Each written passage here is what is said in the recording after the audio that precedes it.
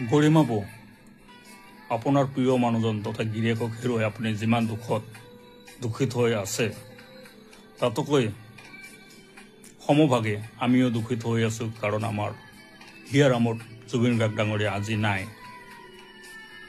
কথাটো হ'ল, মই আপুনি তথা অসম চৰকাৰৰ আগত এটা ৰিকুৱেষ্ট ৰাখিলোঁ। ৰিকুৱেষ্টটো হ'ল এনেকুৱা ধৰণৰ, আমাৰ জুবিন গাৰ্গ ডাঙৰীয়া খাৰগলি স্থিত যিটো ঘৰত বসবাস কৰিছিলে, সেই ঘৰটো মিউজিয়াম হিচাপত সংৰক্ষণ কৰিব লাগে। কাৰণ আমি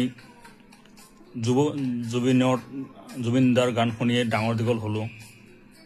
গতিকে সেই ঘৰটো সংৰক্ষণ কৰি ৰাখক, যাতে আমি যুৱ প্ৰজন্মক, আমাৰ পিছৰ যুৱ প্ৰজন্মক আমি সেই ঘৰটো দেখুৱাই ক'ব পাৰোঁ যে জুবিন গাৰ্গ ডাঙৰীয়া ইয়াতে বসবাস কৰিছিলে।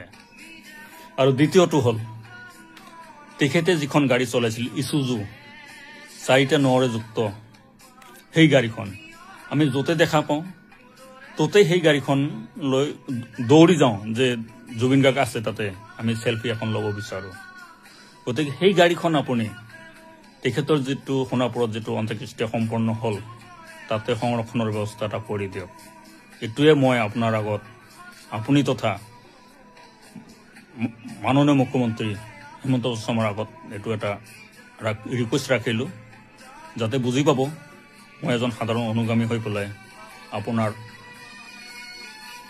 আপুনি তথা হিমন্ত বিশ্ব শৰ্মাৰ আগত এই গাড়ীখন যাতে সংৰক্ষণ কৰি ৰাখে সোণাপুৰত, সেইটোৱে কামনা কৰিলোঁ। বাকী কিনো ক'ম, সকলোৱে আমি দুখতে আছোঁ, গান শুনিয়ে থাকোঁ, কিন্তু এতিয়া বৰ্তমান সময়ত গান শুনিবলৈ মন যোৱা নাই। ধন্যবাদ, শুভৰাত্ৰি।